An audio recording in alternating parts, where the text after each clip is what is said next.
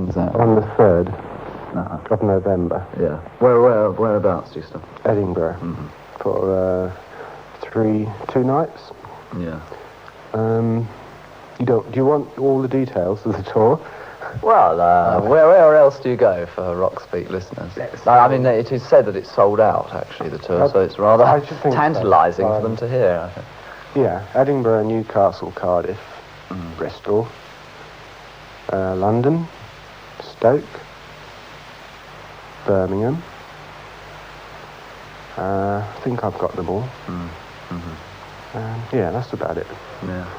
And so, really, what are we going to hear? I mean, are you going to play new stuff? You're going to hear Dark Side the Moon, and a new first half, which we're working on at the moment. Yeah. Of which we've tried 2 of the numbers in France, when we went to France. And we're now writing another 2 pieces to make up an hour, or possibly an hour and a quarter, for the first set. And very hard to translate music into words, but we'll have a go. Very hard, anyway. It's going well. That's the main thing. Yeah. All of us are very encouraged, I believe, by the rehearsals and the music we're getting. Is it similar to Dark Side of the Moon? Or? No. No.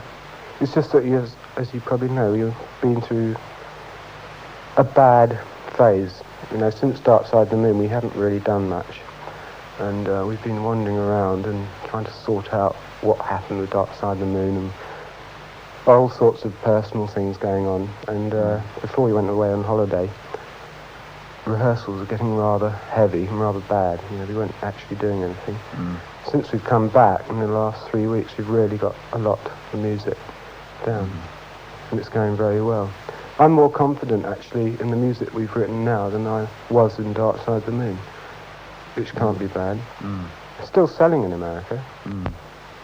But, what did you feel was wrong then with it? I mean, I found didn't. nothing wrong. No, I didn't. What I meant to say was that while we were working on the piece, I didn't feel as excited about what we were doing as I do about the latest pieces of music. Well, it's not a piece, in fact, it's 1, 2, 3 at the moment, so it'll be 4, I should think. I just feel more excited about the music that's coming out of our rehearsals now than I did when we were doing Dark Side of the Moon. And your contribution in the new... So hopefully I think this album will be even better, When will it come out, the album? Well, we're working on it December, January, February, hopefully March, April, let's say. The idea is to get it out by April, which is about time, because that's 2 years since Dark Side of the Moon. Yeah. I think we'd definitely get it out by April, because we would have done 1 English tour with it, possibly some European gigs with it, and then it's much easier to go into studio and record something that you've done on the road. Yeah. Which Dark Side of the Moon was the first album we did like that, where we actually took it on the road before we recorded it. That is one of the reasons why I think that's probably the best record we've made yet. Whereas before, we always wrote something, recorded it, and then played it live. It's much better to play it live than record it, because you learn a lot through playing live. What's your particular contribution in the new? Having been to your lovely little studio at your house, where obviously, did you work on things there? I'm working. I've only just got that going, actually. Contribution is actually one of the songs is Roger's, and another song is we're working on it together, and Roger's written some lyrics. He's again writing lyrics, like in Dark Side of the Moon, he wrote all the lyrics. Yes. It seems to be that he's now becoming the lyric writer of the group. And the third piece is a group thing with Roger's lyrics. Mm-hmm. So I haven't actually written anything yet, although I do have a few things to take down for rehearsals very shortly that we want to try out. So when you meet, you play a piece to each other? Because it is rather a group thing, isn't it? I mean, one doesn't think of a Floyd composer. I mean, group thing. It's a group, as you say, from Roger's lyrics. It's a group thing. I mean, basically how it works, and usually the best music that we get is when we just work together in a rehearsal, and everyone, puts in ideas. Someone might have a part of a chord sequence, or someone might have a few words, whatever it is. One just sort of gets all the pieces of music, all the ideas that everyone has, and just between us sort of form it into a piece of music. So, but sometimes, someone will come along with the whole thing, words, everything, arrangement. And have you ever done that? Yes. Oh yeah, we've all done it. And lots of the things are rejected. It's much harder to get, not much harder, but I mean, it's much easier for us to work together than one person trying to persuade the other three, that should do a song. I mean, Roger's had plenty of songs that I don't think the Floyd will do, but that he recognises probably aren't the type of material that the Floyd ever want to do, actually. And the same for me and the same for Dave. And this isn't a bad thing, actually. I mean, there's lots of things all of us want to do on our own anyway. Yeah, I was going to ask about that, actually, that, I mean, Dave's gone off and produced Unicorn. Right, and played with Roy Harper. No, I mean, he's Unicorn, basically, is what he's done on his own. Well, I played with Roy Harper in Hyde Park and at the concert there. Yeah. Nick has played with Robert Wyatt. Robert Wyatt. Yeah. I haven't been involved with anybody, but what will you do, in fact? What would I do? Yes. What would be your sort of thing when you go? Oh, solo album, most definitely, because there's lots of things I want to do that I suspect I could do better by myself than. I don't know, that might be presumptuous of me, but I think I could do better by myself than restricting it to a group format. Also, just for the sheer enjoyment of not compromising, that's what I'd like as well. Yeah. So the mistakes, the good things, the bad things, is all my responsibility, which is nice. I mean, it's nice to have that. We've been talking about it lately, actually, maybe it's about time that the Floyds, they work for 6 months as a group and another 6 months as individuals. Yeah. Where anything could happen. Maybe 2 of the members would play together, maybe we'd form other bands in that 6 months, whatever, Jefferson Airplane, I guess, is the nearest thing. Yeah. And I think it's a good idea. I mean, we've been playing for 8 years. Yes. 8 years, long time. Since you're on Top of the Pops. And all of us, yes. And all of us, I think, have got plans that we want to do that don't necessarily involve working with the group. And I think if we could get rid of this and release all these things we want to do, it'll help the group as well. Yeah, I suppose that's the same with any group, that there are the pressures build up. Inevitably, as you say, 8 years. Pressure, what, which, yeah. Well, I think success brings pressures, doesn't it? Oh, sure it does, yeah. It certainly does. Terrible pressures. I mean, Dark Side of the Moon brought, presumably, pressures. Yes, I mean... you hit oil, really, there, financially. Financially, we suddenly made some money. I guess, and Pink Floyd became a business all of a sudden, rather than well, it was a business before, but suddenly one was aware that Pink Floyd was becoming a product, Yeah. Well, I was, and that a lot of our time and energy was spent hassling about the business side of running a group, rather than actually playing, which is not a good thing. So those pressures got worse, each of us had pressures on a sort of personal level. Mm. About I mean, how does one cope with success? What were your pressures? Well, I mean, I not for me. It was all right. Mm. Well, you know what Roger felt because you spoke to him. Yeah. No, I don't have those kind of feelings of guilt or whatever about success. And how do you view success? How do I view success? I'm very happy that Dark Side of the Moon made it. And you have a lovely house that you're restoring. Yeah. In the country. I don't It's talk nice about to that. know. No, but I mean, I for that, because obviously you're putting a lot of care into it. I mean, you're not sort of moving huge landscape gardeners. No. That's obviously a therapy, isn't it? Partly. Sure. Working on that house. Oh yes, it is. Yeah. I mean, there's nothing better as to jump on my lawnmower and shoot round the garden. A very mundane task that doesn't involve thinking, doesn't involve anything really, and that's a relaxation. But I'm not sure how I really think about it all, actually. I'm still discovering what I think about money and success. You know, and I think all I'm saying basically is I haven't got quite so much guilt about having a lot of money when there's penniless people walking outside as the others. I think is the honest answer. Obviously I enjoy it, and it's very nice to be able to have a big house in the country. It's a standard thing, isn't it, you know, group makes it, everyone disappears into the country. It's one reads about it every week in the music press. And in fact, for me, it is true. It really has done me a lot of good since I left London.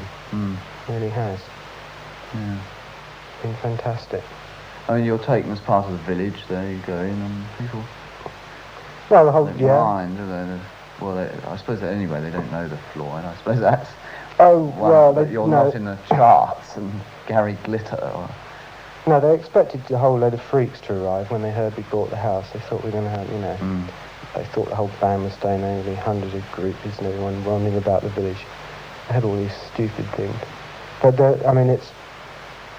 Obviously they found out that isn't the case. And it's fantastic living with people like that. Yeah. Because everyone knows each other. I mean, I have a really nice time up there. You get perspective. I don't know. I don't know. They give you a perspective. Perspective? And what? How do you mean? Well, I mean that they were, you know, they're ordinary, honest people doing their going about their living in the country. Yes. Not, you know, they couldn't care really who you are. I should think they like you for who you are, rather than what you are. In London, people. If a member of Pink Floyd arrives at a party in London, it's something different. Oh, I don't think so, actually. And that, on a social thing like that, what you're saying, probably isn't any different. But then, no one knows it's in London, in fact. I mean, Pink Floyd, I mean, go anywhere. And everyone's very blasé about it. Happily, it's nice. Whereas, certainly people, when I went to... out into the country would just sort of actually, you know, come down the house and have a look, expecting to see Gary Glitter or whatever, prancing about in the nude in his swimming pool. And tourists every Saturday and Sunday afternoon. But the actual people who know me, you know, it's totally different. Totally different. And I have time to talk to them, which is amazing. I never seem to have time to talk to people in London. I mean, anyone. You know, you walk out into a village there, you just talk to anybody that you see.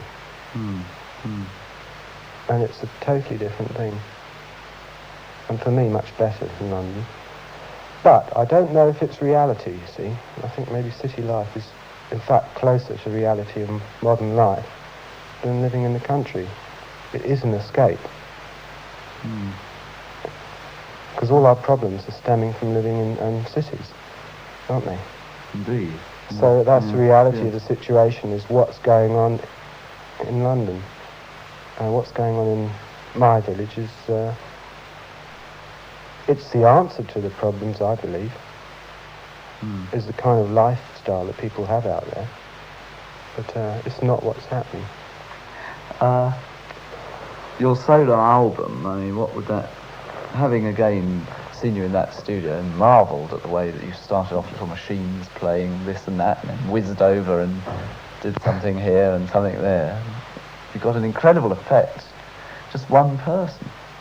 I mean, would you use that as a basis? Or? That is just for me to try out ideas. It's not to make a finished product. And to make demos, basically. And to experiment with things. And to put it on tape so that I can then go into studio. I mean, if I do a solo album, I mean, that's a question of time, really. I will do one when I've got time. The idea is to do it at home in my studio and play everything myself. Not that I can play everything, but and then go into a studio and do it properly, obviously with other musicians. But who would you like to use? Do you have any idea? I haven't really thought about it. It would depend on. I have no idea what I'll do. I want to sort of plan out 45 minutes of music at home. And that, do the whole thing at home, reduce it, get it down to, do it as best as I can on the equipment I have. And depending on what it is, then I would decide who to use. It depends what the music is. I have no idea. It could be masses of people, or I could suddenly decide I just want to play piano, or I don't know, you see. So I'm interested, Floyd as a group used Ron Geeson on Atom Heart Mother.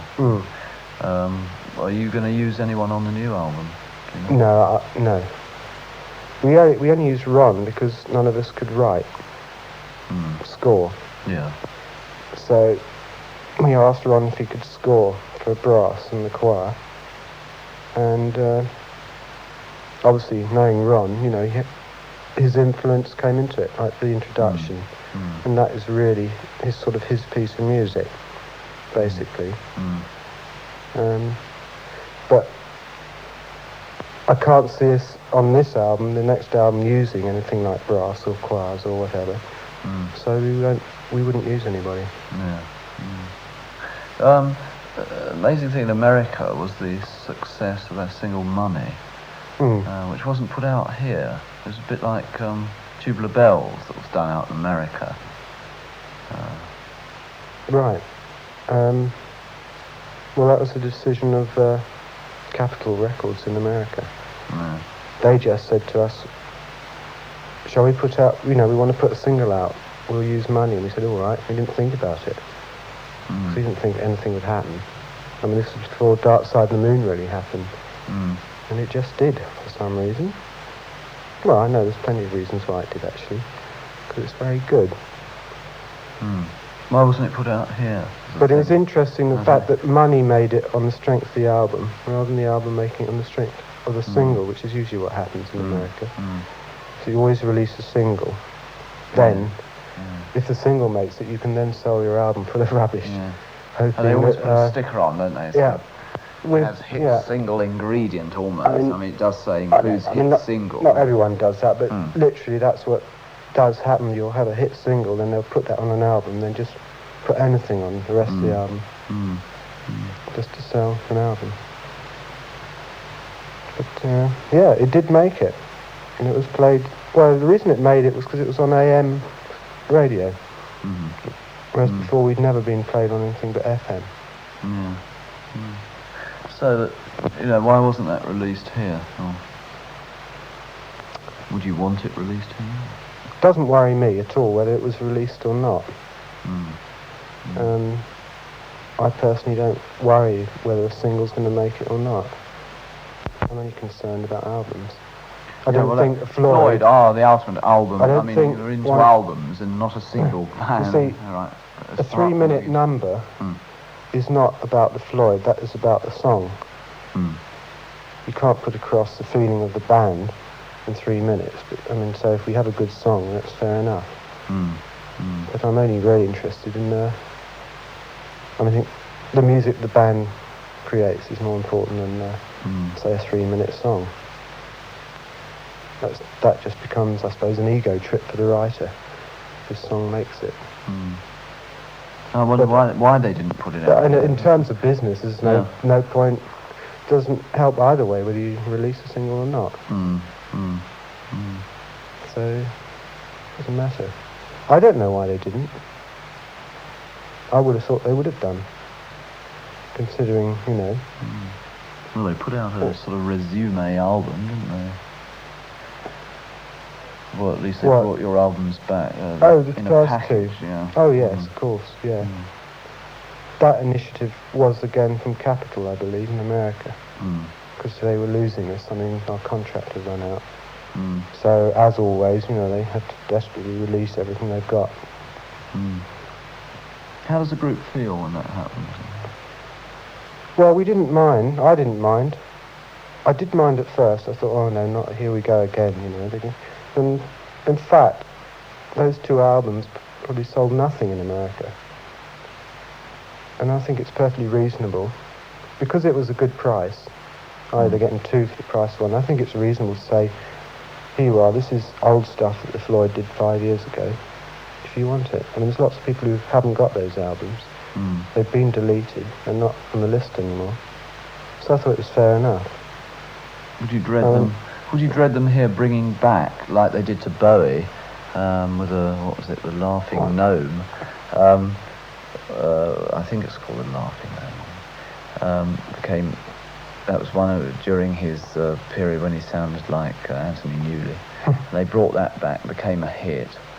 If they did that to you and brought back those Top of the Pops... yeah, what you think, re-release See Emily Play or something.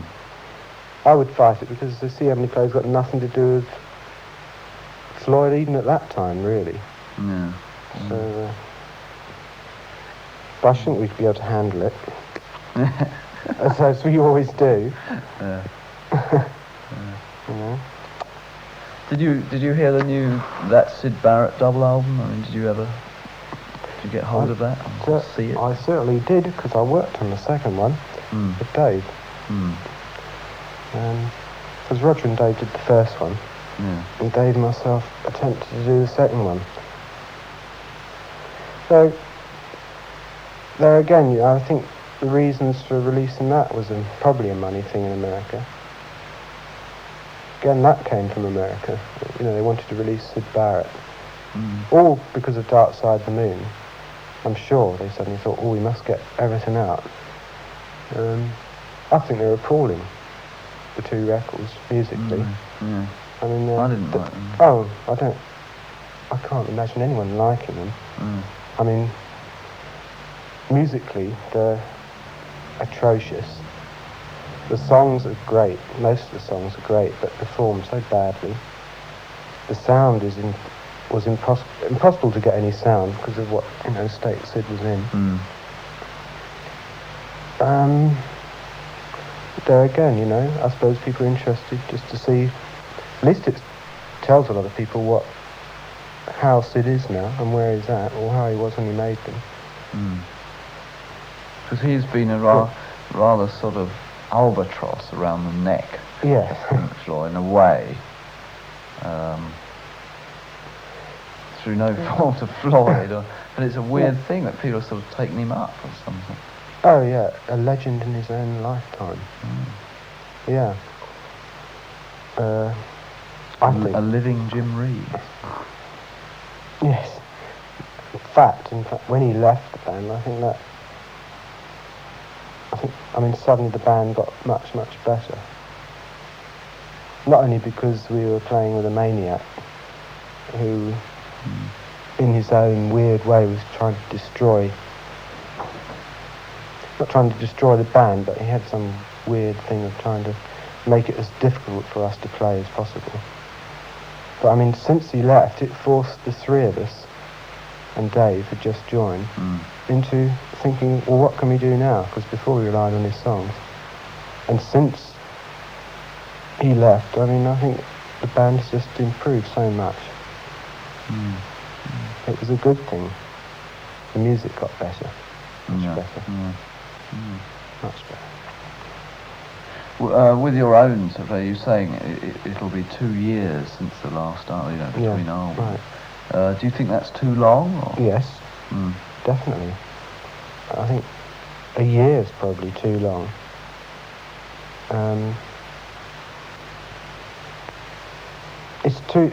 It is much too long. I mean, 2 years. I mean, because it's boring. I mean, as I said, after Dark Side Moon, we all went through a very weird state.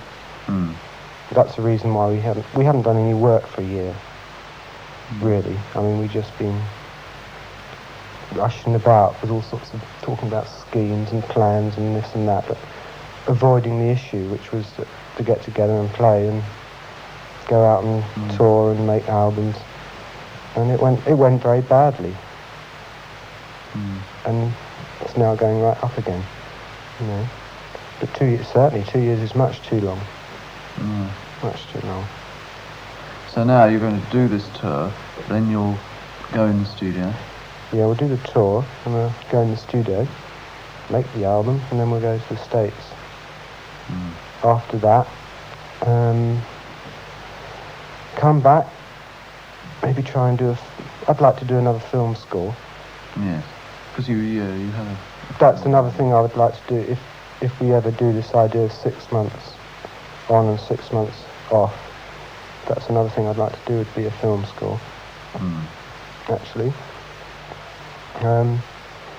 Anyway, we come back from the States and then maybe Europe, and then back to the States again.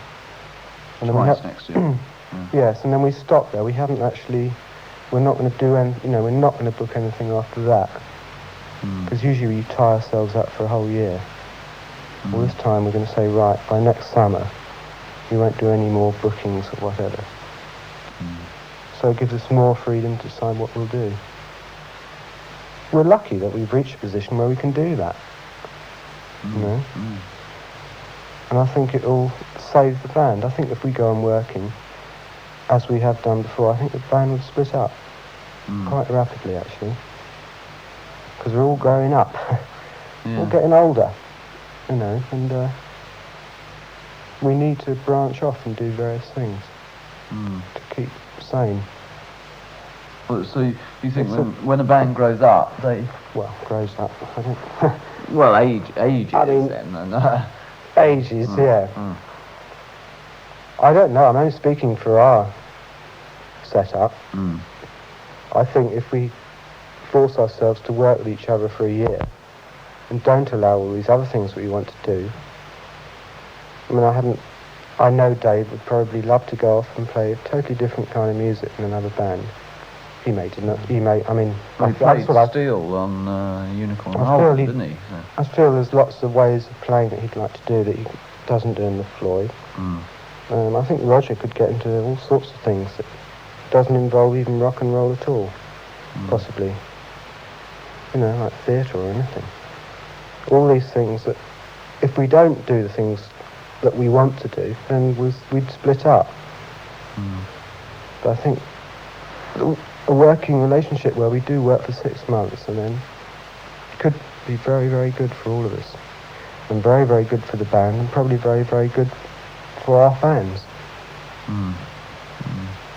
Because the energy level would be so much higher then. Yeah. And consequently we would play better, write better and everything. So it'll be for the good of everybody. I suppose the fans might complain this time that, you know, you play these halls through no fault of your own, but not many of them can get to see you. Well, no, I mean, what can we do? We either sort of stay in Edinburgh for 2 weeks, and it's a disaster for us to ever play a place more than about 3 times. Because as you go on and on in the same place, I mean, the energy levels get lower and lower, and the gigs get worse and worse. And in our experience... Why is that? It's just for us, it's very hard to perform in the same place. I don't know, I guess it's just the moving and a new city or whatever. And we played in Paris for 3 days, and we could have played in Paris for much, much longer, but after 3 days we said that's it, we just couldn't do anymore. But then we could get on a plane and go to another city and play a really good gig. I think psychologically, for us, we just couldn't make doing more than about 3 gigs. It's very hard, for example, for us to play in the daytime. They wanted us to play at 3 o'clock on Sunday afternoon. Where was that? At Wembley. But we're not going to, because none of us could face the idea of getting up on stage at 3 o'clock in the afternoon and playing. Yeah. You know? It would seem slightly unreal, I think. I don't know what the answer is to... obviously in London, you know, a lot of people will be able to see us because it's a big place, 8,000 a night. Places like Edinburgh, there's not much we can do unless we... I mean, we went around the whole of England. Well, we didn't, but we had Arthur going around the whole of England looking for big places to play in. And there's nothing in England. Nothing at all. Rick Wright, very pleasant he is too, and good luck to the Floyd on their tour.